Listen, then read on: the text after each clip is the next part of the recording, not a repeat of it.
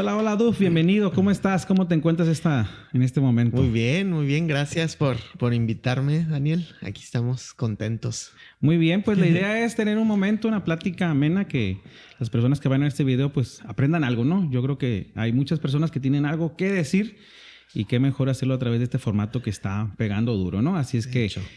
cuéntanos un poquito de ti, quién eres, cómo te llamas. Bueno, te presenté con tu nombre, pero Sí. háblanos un poquito más de ti para que las personas te conozcan un poco más. Bueno, todos me dicen Duf, tengo 35 años. Ajá. Soy de Cuauhtémoc, Chihuahua, un lugar muy bonito. Pero pronuncias Chihuahua como No, no los de no tanto, A no ver. tanto. Estoy casado con Ivette desde hace 7 años. Ella es de Culiacán. Juntos dirigimos una asociación civil que se llama Maverick. También somos parte de una iglesia que se llama Capital, ahí en Ciudad de México. Me encanta mucho la música. De hecho, por eso conocí a muchos amigos acá en Culiacán. La música fue parte de mi vida, una parte muy importante, unos 15 años más o menos. Órale. Y también trabajamos en especialidad 625 México. Ahorita pues estoy en mi faceta de escribir. Órale. Y nada, pues eso es a grandes rasgos quién soy. Muy bien. Hablaste un poquito ahí de la fundación. Me gustaría que empezáramos hablando acerca de eso, Ok. de qué se trata y cuál es el propósito de tener esta fundación y qué buscas alcanzar o lograr con ella. Ok, bueno, Maverick, la misión de Maverick es inspirar vidas a encontrar su propósito. Esto nace en el 2009, 2008 más o menos. Había una crisis de suicidios adolescentes en Chihuahua. Yo y un amigo y una amiga nos juntamos en la universidad en un salón de biblioteca.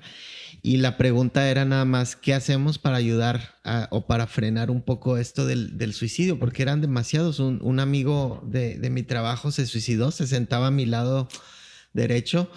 Luego se suicidó una compañera del TEC de Chihuahua en el baño de uno de los edificios. Entonces nos estaba pegando muy cerca esa cuestión del suicidio.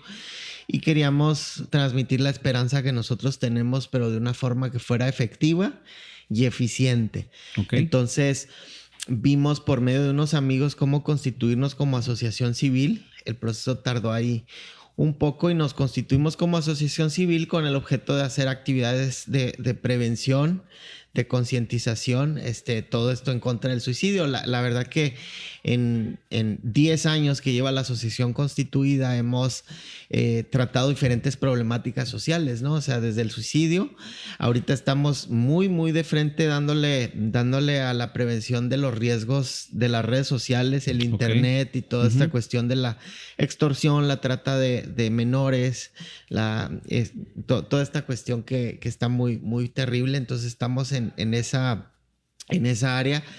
Y también desarrollamos cuestiones de concientización en cuanto a salud mental. Entonces, Órale. todo nace de una necesidad, ¿no? De una problemática. Esta problemática estaba en Chihuahua, pero la vimos luego muy generalizada en todo el país. Y era un grupo de jóvenes, nada más, inquietos, hacer algo. que queríamos salir de las 4 paredes luego que nos encasillamos y empezamos a hacer eventos, talleres, conferencias, lo que estaba a nuestro alcance. Y ahorita pues se ha tornado en un movimiento muy padre. Tenemos presencia pues en Culiacán, en Chihuahua, en Ciudad de México, en Guadalajara. El programa se lo han llevado a Perú, a Venezuela, Argentina, Ecuador.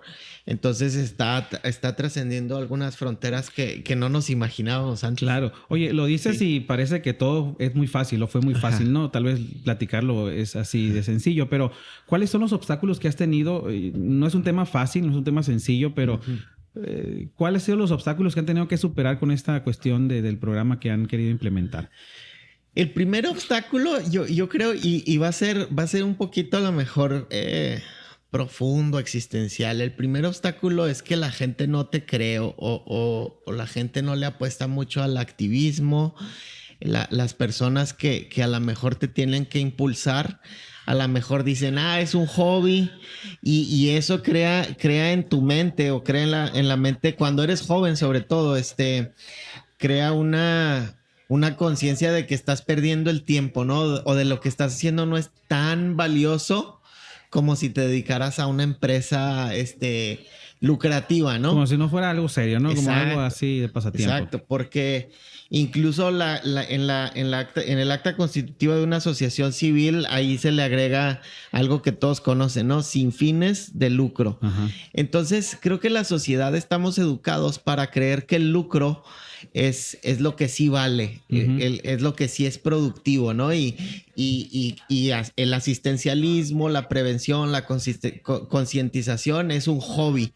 Entonces, creo que ese es el primer paradigma con el que hay que luchar mucho, sobre todo en este país. Hay países donde el activismo y toda esta cuestión de la sociedad civil organizada está un poco más instalada y hay mucho mayor conciencia de que hay que levantar más asociaciones civiles, pero aquí en México creo que hay que luchar contra ese paradigma. Y esa lucha, esa primera lucha está ligada con la segunda, que es la lana, ¿no? El dinero. Sí. Entonces debes de luchar. Estás en una asociación civil sin fines de lucro, entonces ¿de dónde sacas lana para tu sueldo o para tus proyectos? Operar, ¿no? Casi siempre es así como amor al arte, ¿no? Muchos dicen amor al hambre, ¿no? Esos dos paradigmas diría yo, Daniel. Ok. Has tenido seguramente pues estos obstáculos, pero también han tenido satisfacciones, ¿no? O testimonios de los mismos chicos o quienes imparten los talleres, que esos yo creo que te motivan, ¿no? A seguir adelante. O sea, sabes que esta charla, esta plática, ese taller me llegó, me cambió mi manera de pensar. ¿Has tenido algunas experiencias de ese tipo? Sí, muchos testimonios de gente que llevamos una conferencia a su escuela sobre prevención del suicidio y se nos acercó. Recuerdo mucho una niña del CONALEP, que se acercó y dijo que ella tenía planeado su suicidio esa tarde. Wow. Entonces llegamos nosotros con esa plática, hablando sobre salud mental, primeros auxilios psicológicos, todo eso. Y se acercó al final y nos dijo eso, y eso para mí fue muy impactante, ¿no? O sea, fue así como ratificar la misión de que debemos estar inspirando vidas, de que debemos estar transmitiendo esperanza. Y como esa historia, pues hay varias, hay bastantes que siguen echando como que son el combustible, ¿no? De lo que hacemos. Muy bien. ¿En qué consiste el taller que ustedes imparten? Es la charla. ¿Cuál es qué asunto toman o tratan, ¿no? El asunto de la cuestión de la salud mental. Habla un poquito más de la charla que imparte. Bueno, tenemos varios, ¿verdad? O sea, de acuerdo a la problemática que se nos presente, hacemos un programa, un taller o recursos, ¿verdad? Le llamamos mucho estos recursos que los jóvenes puedan, de los que los jóvenes puedan echar mano para ayudarse, para sobresalir, para sobrevivir incluso. Claro. Pero en la cuestión de salud mental le llamamos primeros auxilios psicológicos, ¿no? O sea, creo que a todos se nos da estas clases que son muy necesarias y muy buenas de primeros auxilios. Sí. No sé qué hacer si alguien se está ahogando, qué hacer si alguien se está infartando, qué hacer si alguien, cómo hacer RCP, etcétera. Pero en este tiempo, y creo que las redes sociales suman mucho a la cuestión de los trastornos mentales y de la ansiedad y del pánico y de la depresión y de todo eso. Muchos no sabemos hacer primeros auxilios psicológicos, ¿verdad? Siendo que el cerebro es una parte física también de nuestro cuerpo y se avería, se descompone, se enferma, pero no todos tenemos esa capacitación que debería de ser muy buena en todos los entornos, de saber cómo iniciar una conversación en este tema de salud mental, o cómo notar signos, cómo notar señales de advertencia, cómo notar factores de riesgo para una persona que está a lo mejor pensando en quitarse la vida. Entonces, ahorita estamos muy enfocados en hacer eso, y el otro que te digo es el de las redes sociales, ¿no? De prevenir los riesgos que los jóvenes, los adolescentes, sobre todo niños y adolescentes, se enfrentan mucho a la captación, ¿no? Para el abuso sexual y todo eso. Ahorita que hablabas de la salud mental, creo que hay un tema, bueno, la salud mental de repente me da la impresión que es como un paradigma dentro de las iglesias cristianas. Es decir, a veces pensamos que todo el origen de lo malo es espiritual, ¿no? Y que de repente, pues, orar y ayunar es el único recurso. Ojo, como lo estoy diciendo, no es el único recurso, hay más recursos. Son necesarios, sí, la oración y cuestiones de ese tipo, pero como que falta un poquito quitar eso, ¿no? De repente decir, bueno, así como me enfermo de cualquier otra parte de mi cuerpo, también, pues a veces el cerebro, hay desequilibrios químicos, no sé, no conozco tanto el tema, pero creo que luchar con eso, despegarlo, ¿no? De que no sea tan malo pensar ese, así como alguien va con el médico porque se enfermó de algo, pues tratarse ese asunto, ¿no? Claro, y creo que se está esparciendo un poco cada vez más la idea y en diferentes entornos, incluso denominacionales, se está despertando un poquito más o se está apagando un poco más el tabú ese de que toda cuestión de salud mental es espiritual, ¿no? O sea, y lo cual es muy bueno, ¿no? Que empecemos a madurar en ciertos temas y creo que tiene que ver con eso, ¿no? Un tema de madurez, de analizar casos particulares y llegar a conclusiones como esta, ¿no? O sea, no todo es un demonio, no todo es espiritual, ¿cierto? Así es, sí, sí, muy bien. Decías tú ahorita algo de la salud mental, platicabas un poquito de las redes sociales, impacto que está teniendo pues ya desde niños, o sea, prácticamente muchos papás a veces con tal de entretener a nuestros hijos, ¿verdad? Fácilmente les proporcionamos una tablet, un celular y ahí quédate, ¿no? Pero eso pues no, apenas estamos viendo las consecuencias, dado que apenas el celular pues, no tiene mucho tiempo, estamos viviendo las consecuencias y yo creo que más adelante habrá cambios en la forma de cómo atendemos esto, pero ¿cuál es el impacto tan negativo que tienen ese tipo de las redes sociales y en la cuestión mental en los niños y los adolescentes? ¿Qué puedes comentarnos? Bueno, precisamente eso, Dani,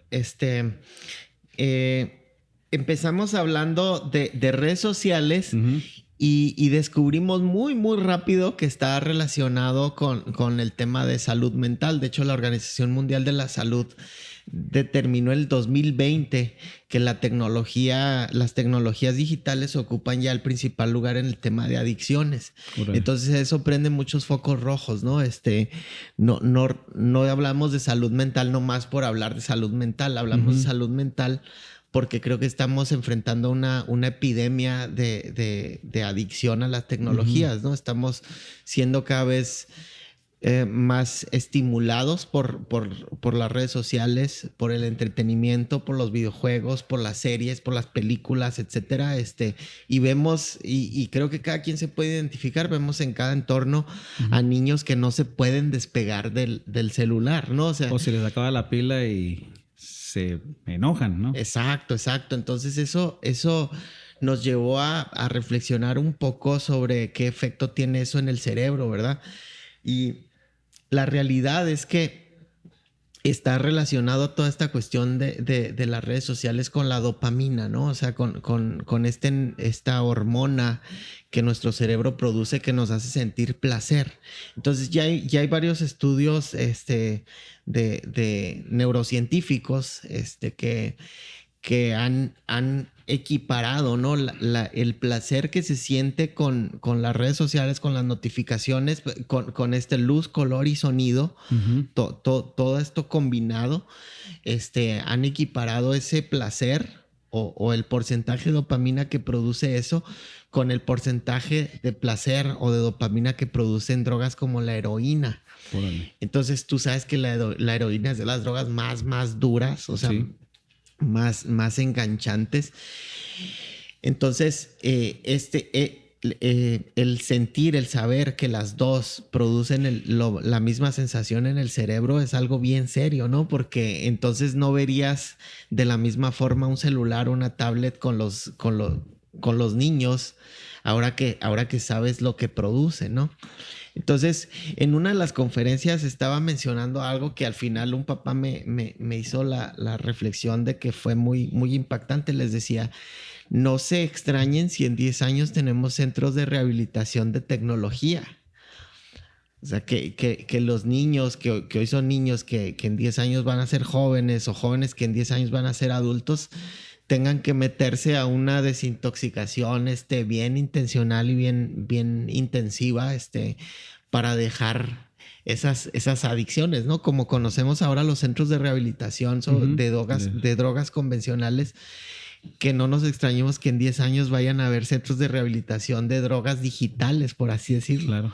Entonces es un tema que está bien ligado y necesitamos primero despertar la conciencia. Eso es lo primero que necesitamos mover. Creo que nuestra arma más fuerte es la concientización, ¿verdad? Si despertamos la conciencia, si nos damos cuenta del problema, ya tenemos el 50% del problema resuelto. Así es. Muy bien. Y todo esto de tu experiencia lo plasmaste en un libro. Me gustaría que me hablaras un poquito de eso. ¿Cómo nace esta idea de plasmar y de quedarlo registrado ahí? Cierto. Y bueno, también ahí lo puedes enseñar para que lo vean y dónde lo pueden conseguir, pues. Cierto. Adelante. Bueno, este libro lo escribimos con especialidad 625, se llama En Redes. Está prologado por Itiel Arroyo, es un prólogo muy, muy bonito. Tratamos 5 secciones sobre todo cómo nos relacionamos con las redes sociales, ¿no? Las relaciones, los peligros, no nada más los peligros, ¿verdad? Claro. Pero nuestra sexualidad, nuestras interacciones, la economía, el entretenimiento, todo está ligado con cómo vemos el mundo ahora a través de una pantalla, ¿no?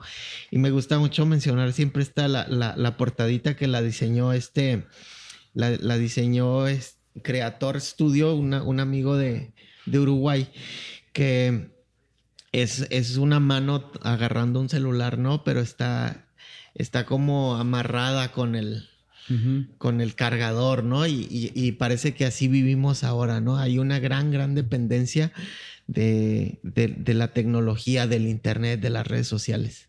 Qué interesante. Sí. Es bastante interesante lo que dices. Y decías tú ahorita el del despertar de las conciencias. ¿Qué le dirías tú a un adolescente de 15 años que tal vez identifica pues que tiene un exceso uso de los aparatos electrónicos, ya sea celular o pantallas, o diferentes formas, ¿no? En las cuales que reconoce que pues, porque de repente a veces no nos damos cuenta pues de lo que estamos hasta que ya llega el problema, nos llega el agua hasta el cuello, como se dice, ¿no? ¿Cuál sería tu consejo para alguien que está viviendo o reconociendo que tiene una adicción a este tipo de aparatos electrónicos? A mí me gusta siempre hablar en función del propósito, no en función de la prohibición, o de decir, deja esto, no hagas esto, el no, ¿verdad? Porque si hablamos en función del propósito, a mí me gustaría decirles a los adolescentes, a los jóvenes, que decidan invertir el tiempo en base a su propósito. No en base al entretenimiento o al aburrimiento que sientes en el momento. Porque si inviertes tu tiempo en función de tu propósito, tarde o temprano lo vas a lograr, ¿verdad? Entonces, siempre hago esta aclaración. No, tu propósito no es ver todos los videos que hay en TikTok, y tu propósito no es ver todas las series o una serie en un solo día, no todos los capítulos de una serie en un solo día, no. Todos tenemos un propósito que es más trascendental, ¿no? Algo que afecta a la sociedad de manera positiva, algo que me llena porque estoy haciéndolo con pasión, y algo que utiliza mis habilidades natas, ¿no? Esas 3 cosas. Entonces, muchas veces perder el tiempo, o sea, obviamente sí va a haber personas y jóvenes que su propósito es la programación, la tecnología, el diseño, etcétera, etcétera, claro, ¿verdad? O sea, claro, no todos. La comunicación. Sí. Pero cuando cuando hablamos en cuestión de utilizar el tiempo, realmente la verdad, Daniel, es que estamos desperdiciando mucho tiempo muy valioso en cosas que no valen la pena. O sea, ¿qué tanto vale la pena estar scrolleando 7 horas? Sí. O sea, no vale la pena. Y es adictivo completamente. Te vas y te vas y te vas, ¿no? Entonces, tú hablarías entonces del propósito. Estuve escuchando la charla que diste en el Congreso hace unos días, que tuviste la oportunidad de participar, y hablabas un poquito precisamente de eso, de la vocación, de la visión, de lo que sigue por delante. Y yo creo que es un tema que bien dice ahorita acerca de la salud mental, así como es importante conocer sobre primeros auxilios, ¿no? En una situación física. El otro tema, ¿no? Que tendrá que ver ¿cuál es tu propósito de vida? ¿Para qué estás acá? Y eso va a determinar, como bien decías tú, todo lo que tú haces, y eso te va a evitar perder el tiempo, ¿no? Háblanos un poquito de eso, y si quieres hablar también de esta charla que diste, ¿no? Y que he escuchado comentarios y algunos les ha llegado, y por ahí hay alguien que fue ministrado, como se dice. Adelante. Bueno, pues hablaba de que la esperanza es como el motor de la vida, ¿verdad? El momento en el que pierdes la esperanza, el juego está terminado. Estés ganando mucho dinero o estés teniendo mucho éxito en base a los términos que la sociedad lo pone. Si no tienes esperanza, o sea, ¿cuántos millonarios se suicidan? ¿Cuántos artistas famosos que tienen aparentemente todo se suicidan, no? Entonces la esperanza es algo más profundo, es algo mucho más espiritual y tiene que ver con el propósito, con la visión futura, ¿no? Con la esperanza de que tienes algo por hacer por delante, ¿no? Y usábamos este proverbio de Salomón, que donde no hay visión, la gente se desenfrena o las personas se desenfrenan. No hay por qué elegir sabiamente, ¿verdad? Si no tengo una visión, entonces vivo al día, vivo un hedonismo diario, ¿no? Que es el hedonismo, ¿no? Escoger en base a mi placer. Nada más, sí. O estas frases, ¿no? Que están muy popularizadas, ¿no? Vine al mundo a ser feliz. Me lo merezco. Y realmente no, o sea, nosotros hablamos de una filosofía completamente diferente si hablamos en términos bíblicos. No venimos a este mundo a ser felices, venimos a este mundo a agradar a Dios. Y para agradar a Dios necesitamos cumplir el propósito muy específico y muy personal que Dios nos pone a cada uno. Y ese propósito cada uno lo tiene que descubrir. Yo creo que se descubre por medio de las cosas que te apasionan. A todos nos apasionan cosas diferentes. Y cómo encauzar esas cosas que nos apasionan para afectar de forma positiva la cultura en la que vivimos, para sumar a la vida de las personas, pero sobre todo, Daniel, para dirigirlas a las personas su mirada a Dios, ¿no? Claro. Su mirada a lo espiritual, a esta plenitud de conocerlo y de tener una relación profunda, íntima con él.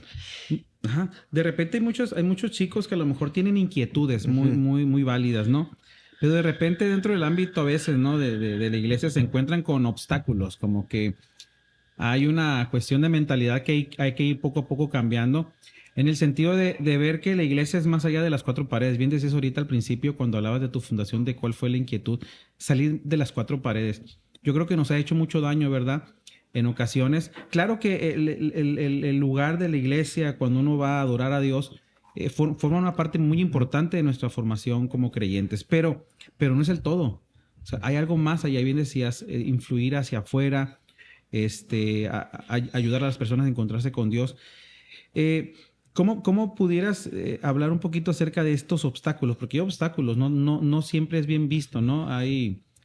A veces hay que superar, hay que cambiar de mentalidad, porque quedarnos en las cuatro paredes, pues nuestro rango de influencia será muy pequeño. Sin embargo, cuando salimos de las cuatro paredes, pues nos damos cuenta que hay tantas personas que tienen mucha necesidad, y a veces nuestro lenguaje religioso no nos ayuda mucho para entrar en algunos círculos, porque pues a veces, o sea, es un lenguaje que es de iglesia, pero a ver, la gente de fuera, pues no. Subcultural. Exactamente. ¿Qué le pudieras decir tú a alguien, pues, que está ahí, quiero hacer algo, tengo esta idea, tengo este sueño, ¿no? Y lo he encontrado, pero no he encontrado todavía los aliados, ¿no? Que le empujen a eso que quiere hacer. Bueno, creo que tiene que ver con un tema muy profundo y es un tema muy doctrinal también, que espero que lo pueda definir, ¿no? Y es el tema de la encarnación. Okay. Y justo en estas fechas que recordamos esa encarnación es que Dios dejó el cielo y se encarnó en la humanidad por medio de la persona de Jesús. Se encarnó en nuestra realidad, en nuestros problemas, en nuestra cultura. Jesús se encarnó en una cultura y en un contexto y en limitaciones y en tradiciones y costumbres y todo.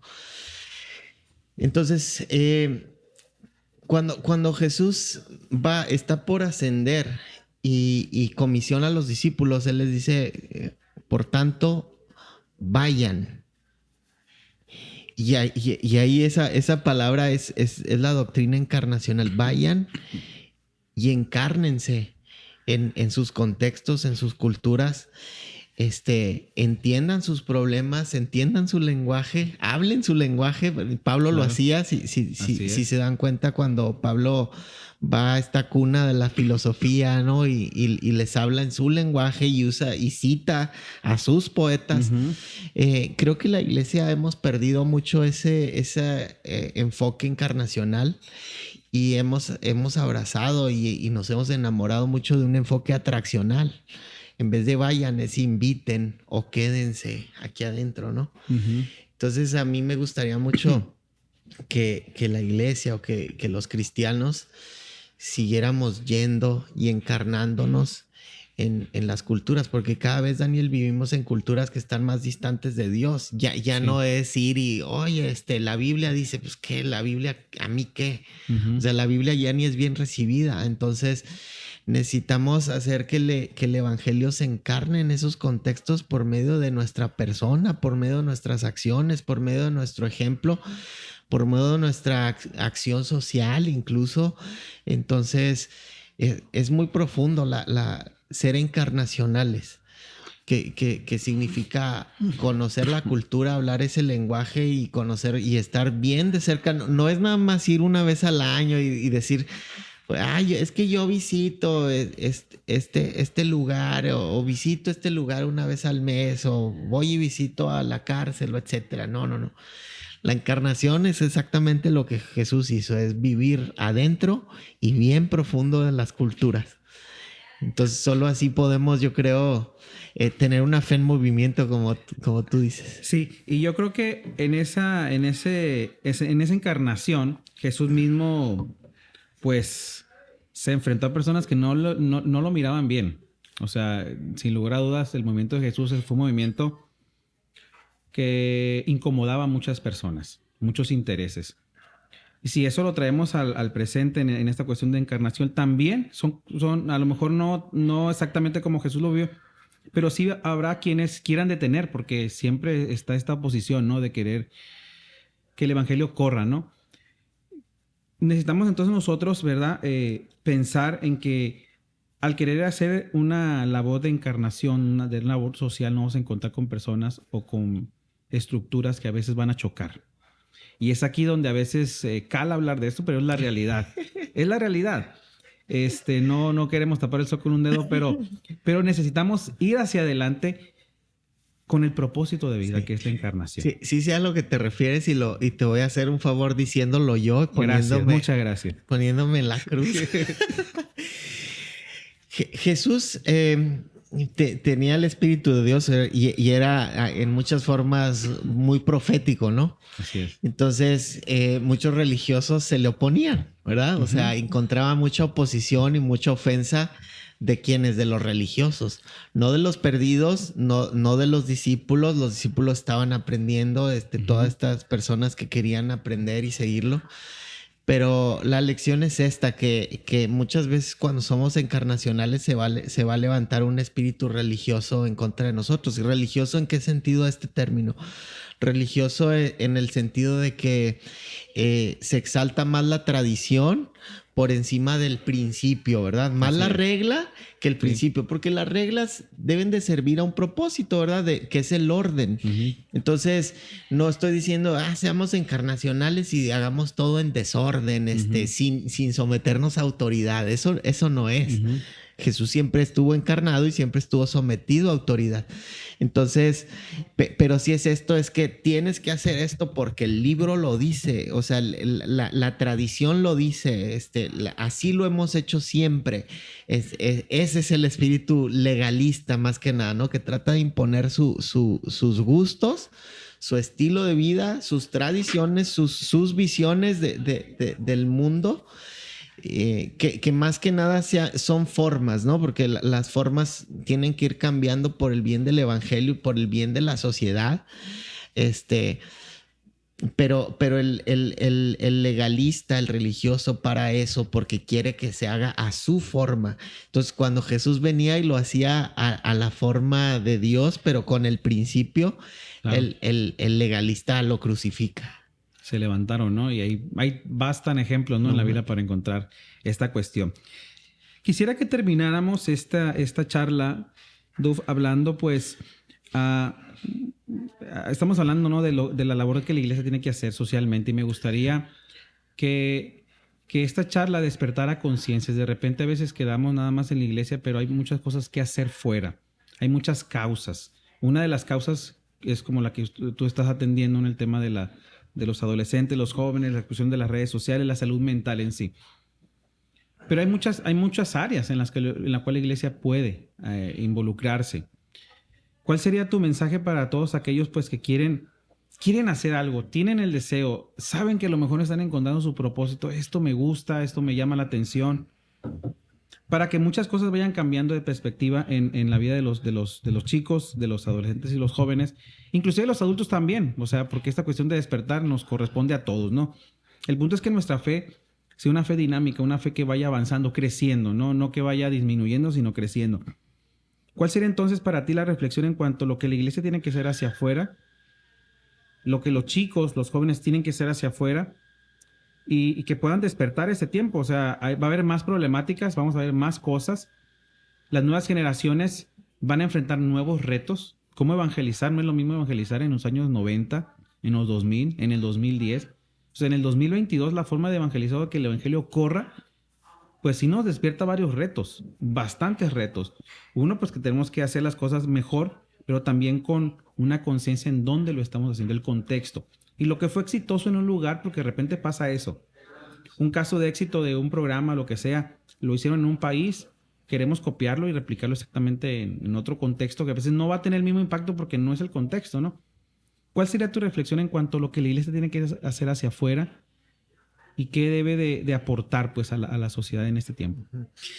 Sí, me gustaría empezar con este pensamiento de que muchas veces entendemos que la labor social del cristiano es las cárceles, las viudas, los huérfanos, la salud mental, la prevención, el asistencialismo, ¿no? Muchas veces pensamos eso. Sí es, pero es una parte, solo una parte. Entonces, algunos tenemos esa misión en la vida, ¿no? De ir a la prevención, a la concientización y todo eso. Pero la labor que debe hacer la iglesia en lo social involucra el arte, el cine, la comunicación. Por ejemplo, si te dijera que tenemos una labor social en el área de la ciencia, en la psiquiatría, hablando de salud mental, en la psicología, etcétera. Entonces, primero entender que la iglesia se debe extender en todas las esferas y en todas las influencias posibles, en la política, etcétera, literatura, en lo que sea, ¿no? Entonces, primero eso. Y segundo, que necesitamos despertar a eso que tú dices. Tener una fe dinámica significa que tenemos que estar en movimiento, ¿no? O sea, que a lo mejor a la iglesia vamos para el compañerismo, para prepararnos, pero para no quedarnos ahí. Claro. ¿Verdad? La iglesia es... Dios tiene una iglesia para su misión, ¿verdad? Sí. Muchas veces decimos, Dios tiene una misión para la iglesia. Pero yo diría, Dios tiene una iglesia para cumplir su misión. Claro. ¿Y cuál es su misión? O sea, la de restaurar al mundo, ¿verdad? En todas las esferas, en todos los ámbitos. Y yo quisiera, mi sueño anhelado sería que la iglesia entendiera eso y empoderara, esa es la palabra, empoderar a las nuevas generaciones, o a los adultos, a quien sea, a que lleven esta fe más allá de las cuatro paredes. Y como tú dijiste, evangelismo era diferente en los 80s que en esta década, que en este siglo. Entender también el evangelismo diferente, ¿no? Que hoy nos tenemos que contextualizar a la cultura, tenemos que citar a los poetas que la gente ahora conoce y encontrar esas semillas de verdad, esas semillas del verbo para nosotros poder dirigir a las personas a Dios, que ahí es donde se cumple el sueño de Dios, ¿no? O sea, que más miradas y más personas sean dirigidas hacia el cielo. Wow. Qué excelente plática tuvimos, ¿no? Me encantó. Me gustaría que nos pudieras decir dónde te pueden encontrar en las redes sociales, si alguien te quiere seguir, si a la fundación, que esté un poquito más en contacto. Muy bien. Estamos en Maverick, @MVRKMex de México. Y mis redes personales son @duf_fdz de Fernández y ahí nos vemos. Pues te agradezco mucho la charla. Esperamos vernos en una siguiente ocasión y seguir platicando y reflexionando. Te agradezco mucho. Sale, gracias.